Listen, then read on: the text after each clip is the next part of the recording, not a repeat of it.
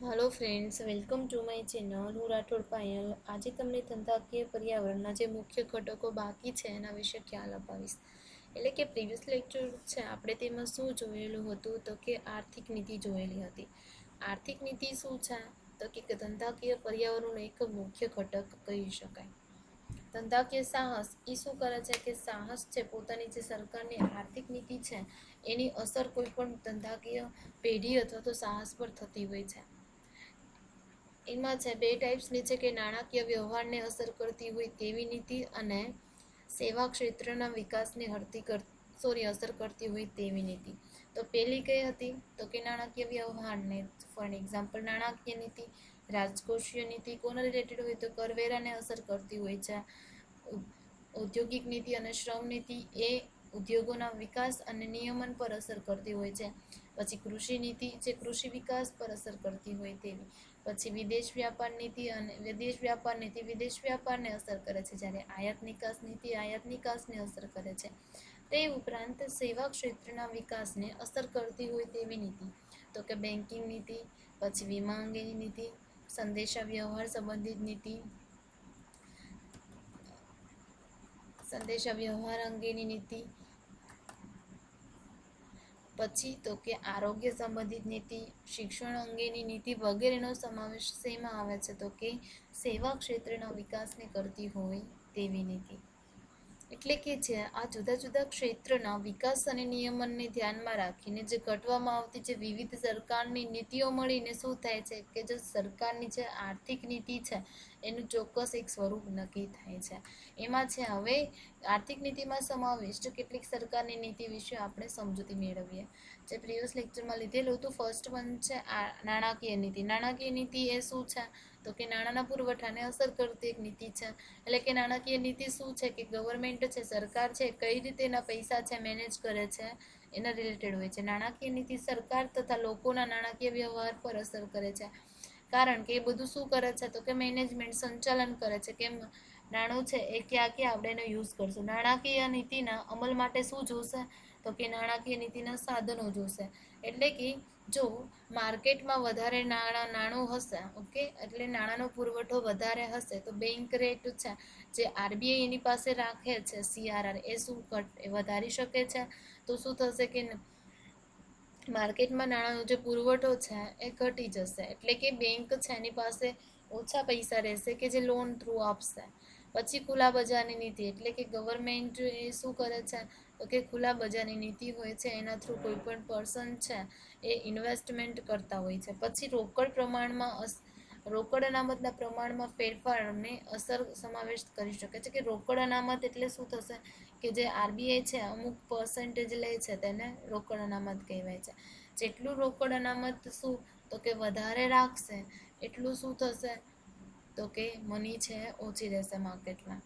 નાણાકીય નીતિના સાધન કેના માટે તો કે શાક સર્જન પર, કારણ કે શાક સર્જન કોણ કરતું હોય છે બેંક કરતું હોય છે, અને તેમ કરીને નાણાંના પુરવઠાને નિયમન કરવામાં ઉપયોગી બની છે। અહીંયા ફોર એક્ઝામ્પલ શું આપેલું હતું કે જો મંદી હોય તો નાણાંનો પુરવઠો આપણે શું કરવો પડશે, વધારો કરવો પડશે। એટલે કે બેંક રેટ કોઈ પણ આરબીઆઈ રાખે છે એ છે એની પાસે ઓછા પૈસા રાખશે તો શું થશે, જે કંઈ પણ બેંકો છે એસબીઆઈ, એચડીએફસી એટલે કે જે બધી બેંકો છે શું કરશે એની પાસે પૈસા એટલે કે નાણાંનો પુરવઠો વધુ રહેશે કે જેના થ્રુ શું કરશે તો કે વધારે ને વધારે શું કરશે તો કે લોન છે એ વધારે આપી શકશે। એના થ્રુ શું થશે કે શાક સર્જનને પણ પ્રોત્સાહન મળશે।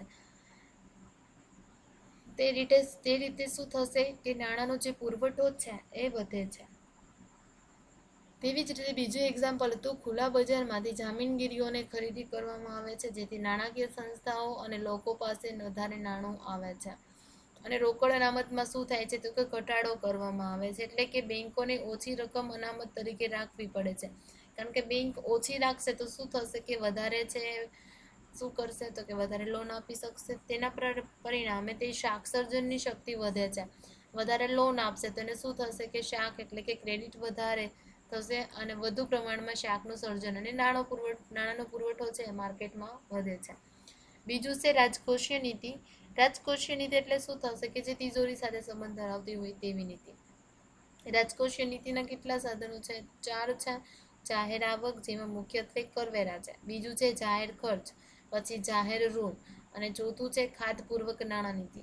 ખાધપૂર્વક નાણાં નીતિ નાણાતંત્ર છે એ શું થશે કે જ્યારે કોઈ પણ ગવર્મેન્ટ છે એની પાસે શું હશે કે ઇન્કમ છે ઓછી હશે ને એક્સપેન્સીસ એટલે કે આવક કરતા ખર્ચાઓ છે વધી જશે, ત્યારે શું થશે ખાધ થશે. એટલે એ શું કરે છે તો કે પબ્લિક થ્રુ એ પૈસા મંગાવી શકે છે. રાજકોષીય નીતિના સાધનો નાણાંના પુરવઠાને અસર કરે છે. ધારો કે અર્થતંત્રમાં મંદી છે, ઓકે, તેથી નાણાંનો પુરવઠો વધારવો હોય તો કરવેરા છે એમાં શું ઘટાડો કરવો પડશે. જો કરવેરા લોકો ઓછા કરશે એટલે કે ઓછા કરવેરા લોકોને પેડ કરવા પડશે તો શું થશે, એની પાસે પૈસા વધશે એટલે ઇઝીલી ખર્ચ કરે તો માંગ વધે અને મંદીની અસર હળવી થઈ શકે છે. તેવી જ રીતે જો અર્થતંત્રમાં તેજી હોય તો શું તો કે નાણાંનો પુરવઠો ઘટાડવો પડશે અને કરવેરા પણ શું વધારવા પડશે. તેથી લોકો છે એની પાસે જે નાણું છે ખર્ચવા પાત્ર ઓછું રહે, જેનાથી લોકો છે ઓછા ખર્ચ કરે, માંગ ઘટે અને શું થશે કે જે તેજીની અસર છે એ પણ હળવી થઈ જશે. એટલે કે તેજી ના ગણી શકો, એની જગ્યાએ ઇન્ફ્લેશન તમે ગણી શકો. જેથી લોકો પાસે નાણું આવે ને તેના પ્રમાણે ખર્ચ વધે, માંગ વધે તો મંદીની તીવ્રતા ઓછી થાય છે. થર્ડ વન છે ઔદ્યોગિક નીતિ. કોના રિલેટેડ હોય છે તો કે ઉદ્યોગના વિકાસને રિલેટેડ હોય છે. હવે ઔદ્યોગિક નીતિ છે એ કોના દ્વારા નક્કી થાય છે કે કોઈ પણ જાહેર, ખાનગી, સંયુક્ત ક્ષેત્ર ક્યાં ઉદ્યોગો રાખવામાં આવશે તેની સ્પષ્ટતા કરવામાં આવે છે. ઔદ્યોગિક દ્વારા આપણે ઇઝીલી આ જાણી શકીએ છીએ કે ખાનગી ક્ષેત્રનું નિયમન કરવામાં આવે છે. ગૃહ ઉદ્યોગો અને નાના પાયાના ઉદ્યોગોનો વિકાસ માટે યોગ્ય જોગવાઈ કરવામાં આવે છે. જેના થ્રુ શું થશે કે જે નાના નાના ઉદ્યોગો છે વધારે ડેવલપ થશે, વધારે વિકાસ પામશે તો શું થશે તો કે ભવિષ્યમાં છે મોટો બિઝનેસ પણ થઈ શકે છે, અથવા તો જે નાના નાના બિઝનેસ છે એના થ્રુ જે લોકો છે એને આવક મળી શકે છે. પછી ઔદ્યોગિક ક્ષેત્રે ઇજારાશાહી પરિબળો ન સર્જે. એટલે કે જો ઇજારાશાહી થઈ શકશે, એક જ સેલર થઈ જશે, એવી સિચ્યુએશન થશે તો શું થશે તો કે આર્થિક કેન્દ્રીકરણની સ્થિતિ ઊભી થઈ શકે નહીં. એટલે કે એ ના થાય તેના માટે યોગ્ય પગલાં લેવામાં આવે છે. પછી શ્રમિકોનું હિત જળવાઈ રહે, પછી ટેકનોલોજીના વિકાસને પ્રોત્સાહન મળે તેવા પ્રયાસો કેમાં તો કે ઔદ્યોગિક નીતિમાં કરવામાં આવે છે. પછી કૃષિ નીતિ. કૃષિ નીતિ છે એમાં શું થશે કે કૃષિ નીતિ એ દેશના કૃષિ વિકાસને અસર કરતી નીતિ છે. 2000માં જે જાહેર કરવામાં આવેલ રાષ્ટ્રીય કૃષિ નીતિમાં શું સમાવેશ થાય છે કે કૃષિ ક્ષેત્રમાં છે વાર્ષિક સરેરાશ 4% દરે વિકાસ થવો જોઈએ. પછી કુદરતી સંસાધનો જેવા કે ભૂમિ, જળનો કાર્યક્ષમ ઉપયોગ થાય તેવી વ્યવસ્થા કરવી. કૃષિ ક્ષેત્રે એવી રીતે વિકાસ સાધવો કે જેથી ટેકનોલોજી છે એ પર્યાવરણ અને આર્થિક દ્રષ્ટિએ ટકી રહે તેવા હોય, શાશ્વત બની રહે તેવો હોય. પછી તો કે વિકાસની સાથે સાથે આર્થિક સમાનતાનું લક્ષ્યમાં રાખવી. પછી એટલે કે કૃષિ વિકાસની સાથે સાથે કૃષિ ક્ષેત્રમાં આવકની અસમાનતા ન વધે અંગે કાળજી રાખવી. વૈશ્વિકીકરણની પ્રક્રિયાનો સામનો કરી શકે અને કૃષિ પેદાશોની નિકાસ દ્વારા અધિકતમ લાભો મેળવી શકે તેની વ્યવસ્થા ઊભી કરે છે. પછી પાંચમું હતું શું આયાત નિકાસ નીતિ, કે જે દેશમાં આપણે કોઈ પણ આયાત થતી વસ્તુઓ અને સેવાઓ છે એના પ્રમાણ અને પ્રકારનું નિયમન કોણ કરે છે તો કે આયાત નિકાસ નીતિ. આયાત છે તો એમાં શું થશે આયાત નીતિ. જ્યારે દેશના કોઈ પણ ચીજવસ્તુ અને સેવાનો નિકાસને પ્રોત્સાહન આપે છે તો શું કહેવાશે, નિકાસ નીતિ કહેવાશે. આયાત નિકાસ નીતિ છે એટલે કે જે આયાત નિકાસ નીતિ છે એ શું કરે છે કે દેશની વેપાર તુલા અને લેણદેણની તુલા છે એના પર સારી કે માઠી અસર નિપજાવે છે. વેપાર તુલામાં માત્ર દ્રઢ વસ્તુઓની આયાત નિકાસનો સમાવેશ થાય છે, જ્યારે લેણદેણ તુલામાં દ્રશ્ય ઉપરાંત અદ્રશ્ય વસ્તુઓની આયાત નિકાસનો પણ લક્ષ્યમાં લેવાય છે. એટલે કે વેપાર તુલામાં શું થશે કે જે કોઈ પણ વસ્તુ છે એની જ આપ-લે થશે, જ્યારે લેણદેણમાં છે એ દ્રશ્ય ઉપરાંત જે અદ્રશ્ય વસ્તુઓ હોય છે એની પણ શું થશે તો કે આયાત નિકાસ થતી હોય છે. For example services. વેપાર તુલા અને દેશ લેણદેણ તુલામાં આયાતો કરતા નિકાસો વધુ હોય તે અનુકૂળ વેપાર તુલા અને અનુકૂળ લેણદેણ તુલા કહેવાય. એટલે કે વેપાર તુલામાં લેણદેણ તુલામાં જે આયાતો કરતા નિકાસો વધુ હોય, એટલે કે આપણે કોઈ પણ બીજા દેશમાંથી આપણા દેશમાં મંગાવતા હોય એની કરતાં શું તો કે આપણે બીજા દેશમાં વધારે વેચતા હોય તો સેલિંગ કરતા હોય તો એટલે કે જો વધુ હોય તો શું થશે કે અનુકૂળ વેપાર તુલા રહેશે અને અનુકૂળ લેણ દેણ તુલા કહેવાશે. પરંતુ જો આપણે બીજા દેશ પાસેથી વધારે મંગાવતા હોય અને બીજા એટલે કે બીજા કન્ટ્રીમાંથી આપણા કન્ટ્રીમાં વધારે મંગાવ્યું અને જ્યારે બીજા દેશમાં છે ઓછું કરીને આપણે આયાત એટલે કે નિકાસ ઓછી કરતા હોય તો શું થશે તો કે તે પ્રતિકૂળ વેપાર તુલા કહેવાય કે જે કોઈ પણ દેશ માટે છે એ માઠી અસર કરી શકે છે. પ્રતિકૂળ લેણ દેણ તુલા પણ કહેવાય. વેપાર તુલા અને લેણ દેણ તુલાની પ્રતિકૂળ સ્થિતિ એ વિદેશી વ્યાપાર ક્ષેત્રે કેવી તો કે માઠી અસર કરે છે. આ સંજોગોમાં દેશમાં વિદેશી હુંડામણની માંગ તેના પુરવઠા કરતા વિશેષ રહે છે અને દેશના ચલણનું અવમૂલ્યન થાય છે. એટલે કે આપણો દેશની જે કરન્સી છે ડીમ થાય છે, કારણ કે આપણું જે નિકાસ છે એ કેવું છે, ઓછું છે.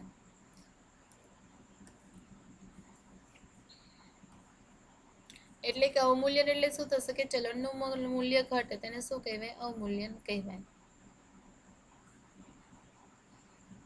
6 છે સેવા ક્ષેત્રના વિકાસને અસર કરતી હોય તેવી સરકારની નીતિ. એટલે કે સેવા ક્ષેત્ર છે વિકાસ માટેનું માળખું રચે છે તેનું કહેવાય છે ઇન્ફ્રાસ્ટ્રક્ચર અથવા તો આંતરમાળખા કહેવાય છે.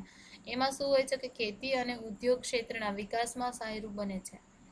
તેમાં શું આવશે? સિંચાઈ છે, પછી વીજળી, પછી બેન્કિંગ, વીમો, પછી વાહન વ્યવહાર, સંદેશા વ્યવહાર, શિક્ષણ, આરોગ્ય વિશે શું તો કે સેવાઓનો સમાવેશ થાય છે. શેમાં થાય છે તો કે જે આંતરમાળખાકીય જે સેવાઓ છે તેમાં.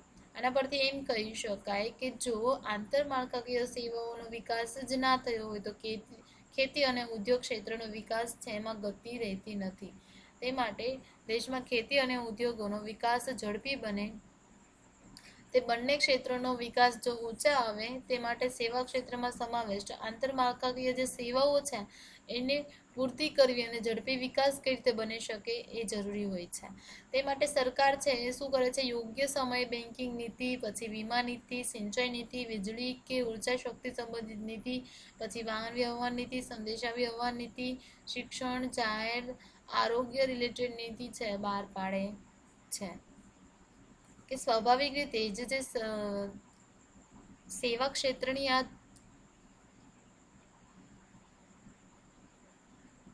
વિવિધ પ્રકારની નીતિઓ છે ધંધાકીય પર્યાવરણનો એક ભાગ બનીને ધંધાકીય સાહસો કે પેઢીઓને અનિવાર્યપણે પ્રભાવ એટલે કે અસર કરતી હોય છે.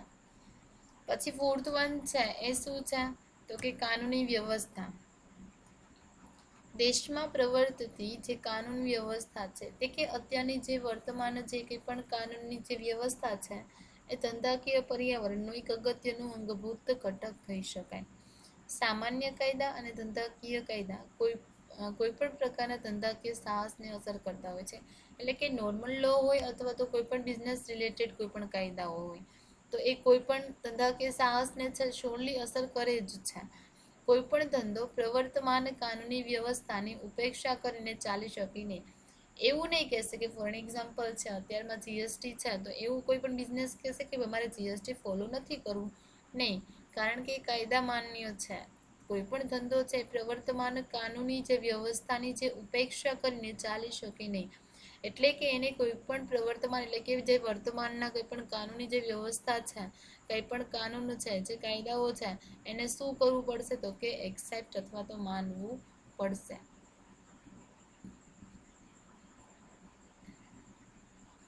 ધંધાની સ્થાપના અને વિકાસના આયોજનમાં સંબંધિત કાયદાની જોગવાઈઓને લક્ષ્યમાં રાખવી આવશ્યક બને છે. એટલે કે કાયદાની કઈ જોગવાઈઓ તો કે ધંધાની સ્થાપના વખતે અને એનો વિકાસ કઈ રીતે એટલે કે એના વિકાસના આયોજનમાં જે કોઈ પણ અસર કરતી હોય તેવી કાયદાકીય જે જોગવાઈઓ છે એને લક્ષ્યમાં રાખવી જરૂરી છે. મોટાભાગના દેશોમાં ધંધાકીય પ્રવૃત્તિનો વ્યવહાર કાયદા દ્વારા નિયંત્રિત કરવામાં આવે છે. એટલે કે મોસ્ટ ઓફ કન્ટ્રી છે એટલે કે જાજાભાગી દેશો છે એનો વહીવટ કોના દ્વારા? કારણ કે કાયદો છે એ શું કરે છે કે લો પ્રોવાઈડ કરે છે જેના થ્રુ શું તો કે કોઈ પણ વ્યવહાર છે, કોઈ પણ ટ્રાન્ઝેક્શન છે, કોઈ પણ બિઝનેસ છે ઇઝીલી થઈ શકે.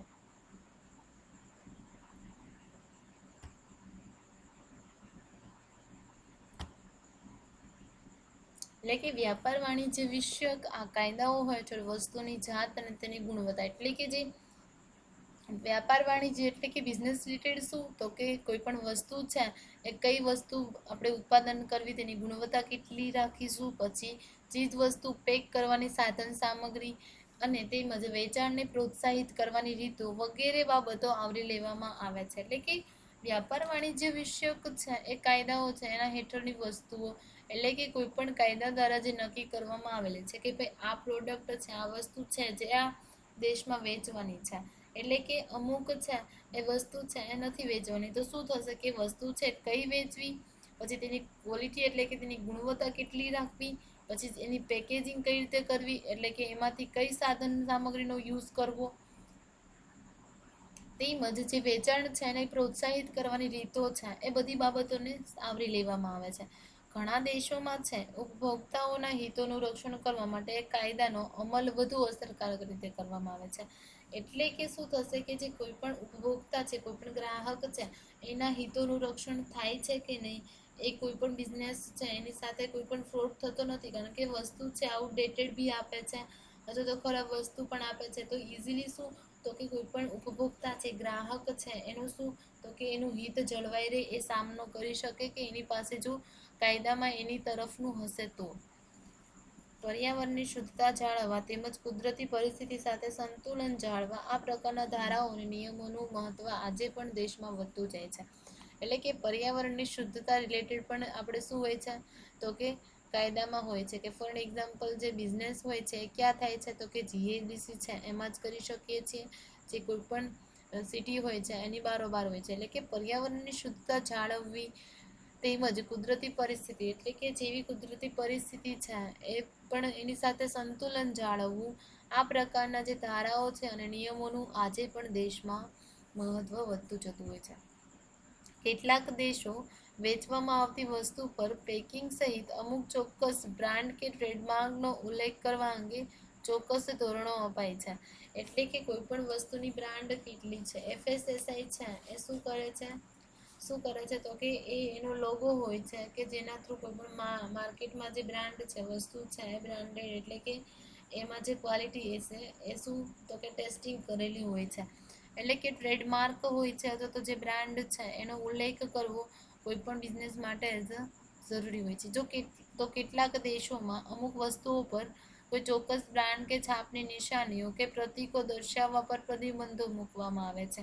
કારણ કે અમુક દેશો હોય છે એમાં શું હોય છે કે એના રૂલ્સ અને રેગ્યુલેશન એટલે કે એનું કાયદાકીય રીતે હોય છે, એટલે કે કાયદો હોય છે કે આવી વસ્તુઓ છે એના પર આવું કંઈ નિશાન કરવાનું નહીં, અથવા તો પ્રતીકો મૂકવા નહીં. મોટાભાગના દેશોમાં વસ્તુના વેચાણને પ્રોત્સાહિત કરવા કે વિજ્ઞાપન ઝુંબેશ હાથ ધરવામાં આવે તેના પર કેટલાક નિયંત્રણો મૂકવામાં આવે છે.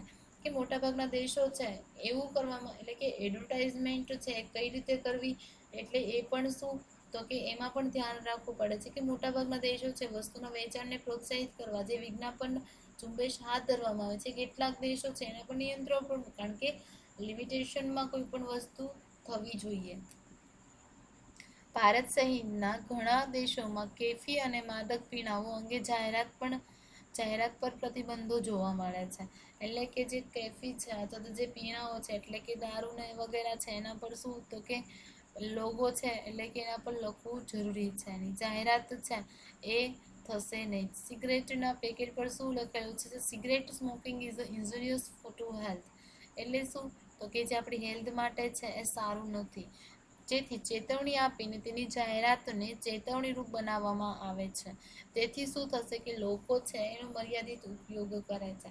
એટલે કે જે પીવાવાળા તે એટલે કે શું થશે કે એને અવેરનેસ થોડીક આવશે, કોઈ પણ યુઝ કરે છે તેને, એના કારણે શું કરશે કે કોઈ પણ લોકો છે મર્યાદિત ઉપયોગ કરી શકે છે. તેવી જ રીતે બેબી ફૂડની જાહેરાત સાથે તો તેના સંભવિત ગ્રાહકોને બેસ્ટ ફીડિંગ રીત છે તેનો ખ્યાલ અને માહિતી આપવામાં આવે છે. જર્મની જેવા દેશોમાં વસ્તુની અન્ય વસ્તુઓ સાથે સરખામણી કરતી જાહેરાતો પર પ્રતિબંધ હોય છે. એટલે કે જર્મની છે એમાં શું હોય છે કે વસ્તુની અન્ય વસ્તુ સાથે સરખામણી કરતી જાહેરાતો, એટલે કે કોઈ એક કંપની છે એની પ્રોડક્ટ છે એની જાહેરાત કરે છે, એની વસ્તુની જાહેરાત કરે છે, તો એને છે એની બીજી કે ઓલી કંપની છે એની કરતાં મારી પ્રોડક્ટ છે, મારી વસ્તુ છે સારી છે, એટલે કે જર્મની દેશ છે એમાં થતું નથી કે બીજી વસ્તુની તમે સરખામણી ના કરી શકો.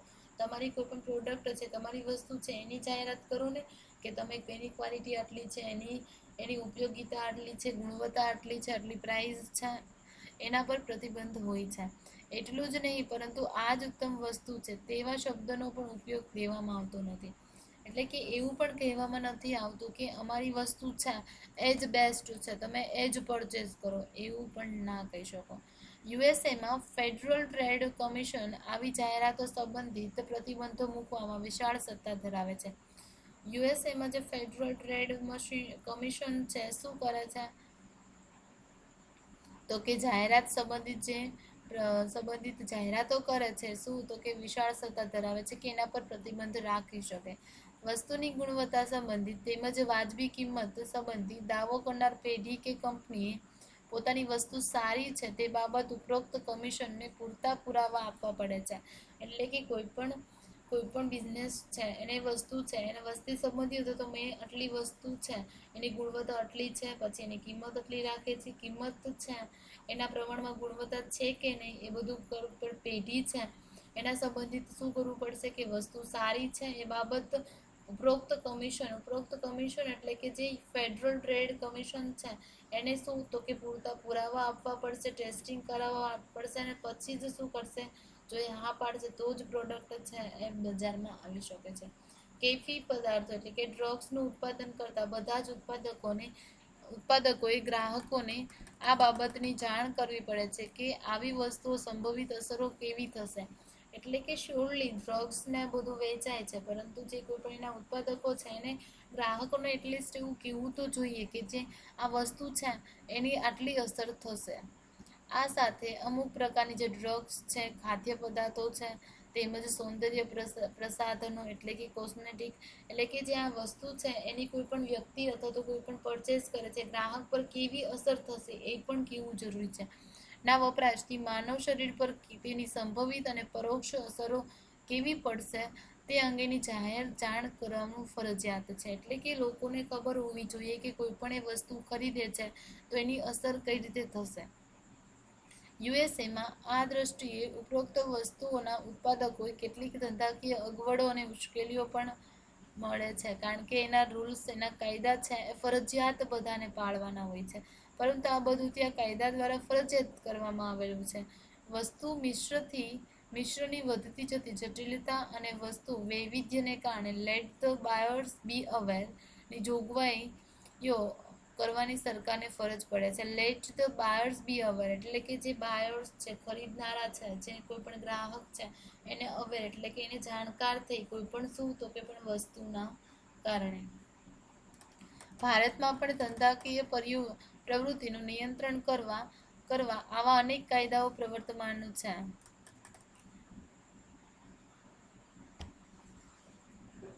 એટલે કે એમઆરટીપી છે એ એક્ટ છે કે જે 1969 એટલે કે 1969માં છે એ ભારતમાં આવેલો હતો. એનો મતલબ શું થાય છે કે એમ એટલે શું થશે, મોનોપોલીઝ એટલે શું થશે, તો કે ઇજારાશાહી, કે જેમાં એક જ વેચનાર હોય ને જાજા ભાગા ખરીદનારા હોય છે, કે મોનોપોલીઝ એન્ડ રિસ્ટ્રિક્ટિવ ટ્રેડ. પ્રેક્ટિકલ એટલે કે એમઆરટીપી એટલે શું થશે કે મોનોપોલીઝ, રિસ્ટ્રિક્ટિવ ટ્રેડ, અને પી ફોર પ્રેક્ટિકલ એટલે કે શું કરશે કે કંટ્રોલ કરે છે કે કોઈ પણ બિઝનેસ છે એની જે પ્રોડક્ટ છે એટલી બધી જો વધી જશે તો એ શું કરશે કે એની ઇજારો એટલે કે એનો ઇજારો થઈ જશે તો એના થ્રુ એની એડવર્સ ઇફેક્ટ શું આવશે, તો કે કોઈ પણ એની પ્રાઇસ છે એટલે કે કંપની છે એની પ્રોડક્ટની પ્રાઇસ શું, તો કે વધારી દેશે. હેઠળ એક્ટની જોગવાઈઓ હેઠળ કામ કરતી પેઢીઓ જો ધંધાનું વિસ્તરણ કરવા માંગતી હોય તો તેવી પેઢીઓને જાહેર હિતમાં સરકારને તેમની યોજનાઓની યથાર્થતા સંબંધિત ખાતરી અપાવવી પડે છે. ભારત સરકાર છે આ અંગે પ્રતિબંધાત્મક જોગવાઈઓ સંબંધિત વિશાળ સત્તા ધરાવે છે, કે ભારત સરકાર પાસે શું છે, જો કે ઘણી બધી એની સત્તા છે કે એને કંટ્રોલમાં લાવી શકે છે.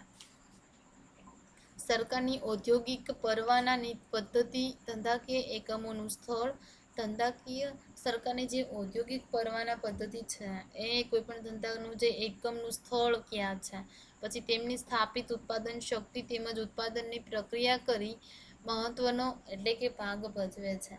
એટલે કે ધંધાકીય પરવાના પદ્ધતિ શું કરે છે કે એકમનું સ્થળ છે એને ઉત્પાદન શક્તિ કઈ રીતે કરશે ડેવલપ, પછી ઉત્પાદનની પ્રક્રિયા નક્કી કરવામાં એક ઇમ્પોર્ટન્ટ એટલે કે મહત્વનો ભાગ ભજવે છે. આવી જ રીતે આયાત પરવાના નીતિ, આયાત પરવાના નીતિ મશીનરી, પછી યંત્રો, પછી કાચો માલ છે, યંત્રોના સ્પેર્સ પાર્ટ છે વગેરે કેટલા પ્રમાણમાં આયાત કરવી તે અંગે પણ નિયંત્રો મૂકે છે.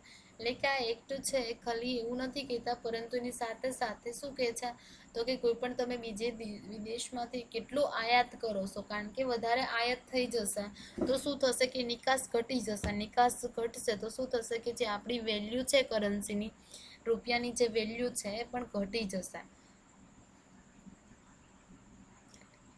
તો કેટલાક ધારાઓ પેઢીએ કેટલીક પ્રમાણમાં આયાત કરવી તે અંગે પણ નિયંત્રણો મૂકે છે. તો કેટલાક ધારાઓ પેઢીને કેટલી મૂડી કેવી રીતે પ્રાપ્ત કરવી તે અંગે તે સંબંધિત કેપિટલ ઇસ્યુ એની જોગવાઈઓ છે પૂરી પાડે છે. એટલે કે મૂડી કેવી રીતે પ્રાપ્ત કરવી, ક્યાંથી આપણે પૈસા લેવા, એટલે કે મૂડી છે કેવી રીતે લેવી એ અંગે પણ શું કેપિટલ ઇસ્યુ છે એક જોગવાઈ પૂરી પાડે છે. સાથોસાથ લોન છે, નાણાં પ્રબંધ છે, પછી કિંમતો છે, પછી સંચાલનના મહેનતાણા છે, એની સેલેરી છે વગેરે સંબંધી પણ સ્પષ્ટ જોગવાઈ કરવામાં આવી છે. વિવિધ કાયદાકીય જોગવાઈઓને આધીન રહીને પોતાનું ધંધાનું આયોજન અને સંચાલન કરવાનું રહે છે. એટલે કે જેવી કાયદાની જે જોગવાઈઓ છે એના આધીન શું કરવું પડશે તો કે એનું ધંધાનું છે આયોજન કરવું પડશે અને સંચાલન કરવું પડશે. ધંધાકીય સાહસના મેનેજરને પોતાના ઉદ્યોગ ધંધાને લાગુ પડતા વિવિધ કાયદાની જાણકારી હોવી જરૂરી છે. એટલે કે ધંધાકીય મેનેજર છે મેનેજમેન્ટ કરે છે તો એની પાસે પ્રોપર એટલે કે જાણકારી હોવી તો જરૂરી છે કે કોઈ પણ આવો કાયદો છે આવેલો છે એ કોને તો કે ઉદ્યોગ ધંધાને અસર કરે છે. શ્રમ ધારા એટલે કે જો શ્રમ ધારા એટલે કે શ્રમમાં કંઈ પણ એટલે કે વર્કર રિલેટેડ કંઈ પણ ચેન્જીસ હશે તો પણ એને અફેક્ટ થશે.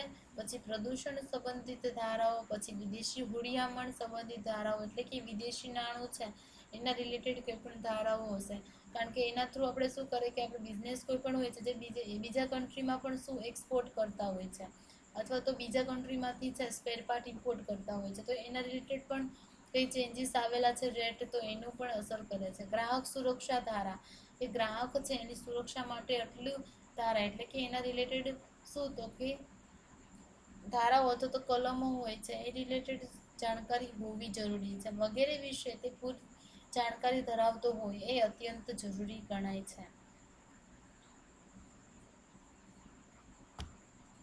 આ રીતે કાનૂની વ્યવસ્થા છે એ કોઈ પણ બિઝનેસ છે, ધંધાકીય પર્યાવરણ છે અને મહત્વ ઘટક કહી શકાય. એ સ્પીડી છે રિવાઇઝ કરી લેશું. સામાન્ય કાયદો અને ધંધાકીય કાયદો એ કે કોઈ પણ પ્રકારનો ભલેને કાયદો હોય કોઈ પણ ધંધાને શું અસર કરતું જ હોય છે. એટલે કે કોઈ પણ ધંધો છે એ કંઈ પણ વર્તમાનમાં જે કાનૂની વ્યવસ્થા છે એ તે પણ આવેલી છે, નવા છે ફેરફારો આવેલા છે, તો કોઈ પણ ધંધાકીય છે સાહસ એને શું તો કે એના વગર છે એટલે કે એને અવેર ના થઈ શકે એનાથી. ધંધાની જે સ્થાપના અને વિકાસને આયોજનમાં સંબંધિત કાયદાની જોગવાઈઓ છે એને લક્ષ્યમાં રાખવી પડશે કે ધંધાની સ્થાપના કરીએ છીએ તો કંઈ પણ રૂલ્સ અને રેગ્યુલેશનના અકોર્ડિંગ શું એટલે કે નીતિ નિયમોના પાળવા પડશે. મોટાભાગના જે દેશોમાં છે ધંધાકીય પ્રવૃત્તિનો વ્યવહાર કાયદા દ્વારા નિયંત્રિત, કારણ કે કાયદો છે એ બધા બિઝનેસ માટે સેમ હોય છે. એટલે કે જેવું બિઝનેસ હશે એને કોઈ પણ એટલે કે કાયદા થ્રુ છે કોઈ પણ જો અમલમાં લાવવું હશે તો કોઈ પણ લાવી શકશું આપણે. મોટાભાગના દેશોમાં ધંધાકીય પ્રવૃત્તિનો વ્યવહાર કાયદા દ્વારા નિયંત્રિત કરવામાં આવે છે. વ્યાપાર વાણિજ્યક વિષયતા કાયદાઓમાં સીમા આવશે કે વસ્તુની કઈ વસ્તુ તમારે ઉત્પાદન કરો છો તેની ગુણવત્તા કેટલી રાખશો, પછી એનું પેક કેવી રીતે કરશો, પછી એની સાધન સામગ્રી કઈ યુઝ કરો છો તમે, વેચાણ છે એ કેટલું પ્રોત્સાહિત કરવા માટે વગેરે બાબતો આવરી લેવામાં આવે છે. ઘણા દેશોમાં છે એ ગ્રાહકોનું રક્ષણ માટે પણ અમુક કાયદાઓ જાળવેલા હોય છે, એટલે કે અમુક કાયદાઓ રાખે છે.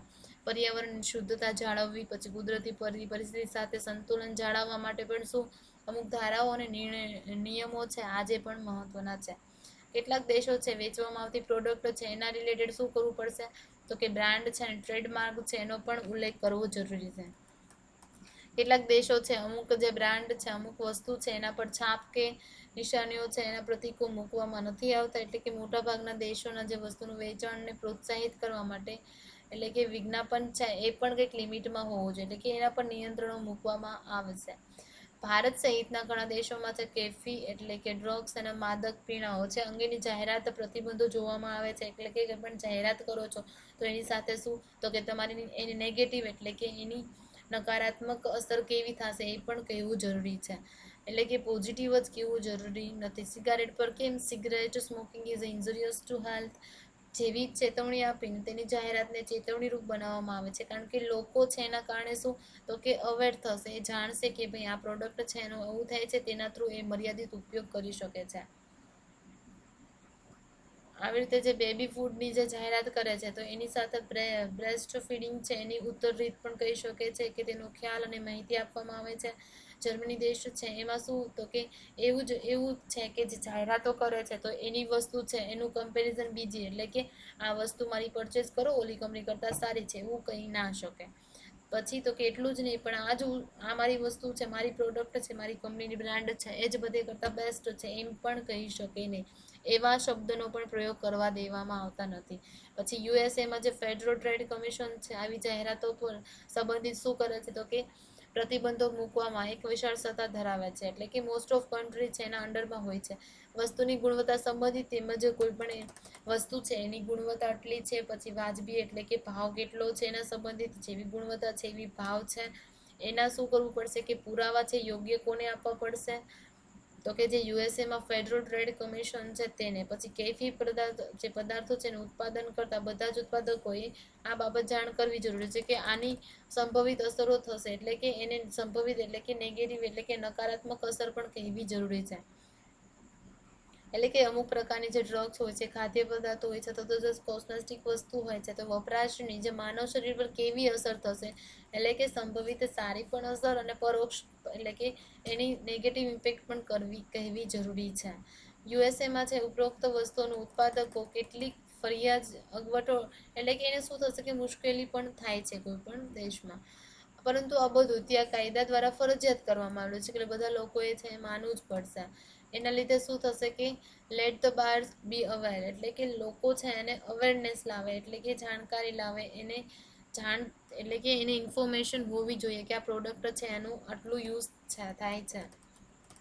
ભારતમાં પણ શું કે આવા અનેક કાયદાઓ પ્રવર્તમાન છે. એમઆરટીપી એટલે શું થશે મોનોપોલીઝ એન્ડ રિસ્ટ્રિક્ટિવ ટ્રેડ પ્રેક્ટિસ એક્ટ એ 1969 એટલે કે 1969માં આવેલું હતું.